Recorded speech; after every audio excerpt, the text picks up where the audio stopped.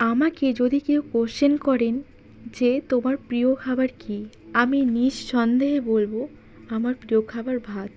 সত্যি কথাটা ঠিকই শুনছেন, একেবারে সাদা ধোয়া ওঠা ভাত। আমার মনে হয় আপনারা আমার মতো ভাত প্রেমিক আর দুটো দেখেননি। কেন বলছি কথাটা বললেই বুঝতে পারবেন। আমি এমন একটি মানুষ যে আমার দুবেলা ভাত খেয়েও ঠিক পোষায় না। মনে হয় আরেকটু ওই ব্রেকফাস্টে যদি ভাত হতো, তাহলে ভাবুন আমি ওয়েট লসটা করবো কীভাবে। আচ্ছা এবার বলুন, আমার মতো কি আপনারা নিজেদের মধ্যে খুঁজে পেলেন? আশা করি পাবেন না।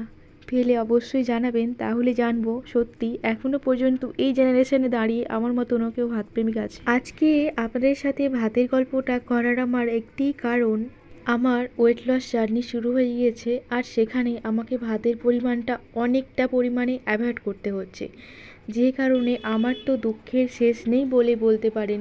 ভাতপ্রেমিক মানুষের একবেলা ভাত না হলে একখানা ভীষণ বড় বেদনাদায়ক ব্যাপার হয়ে দাঁড়ায়।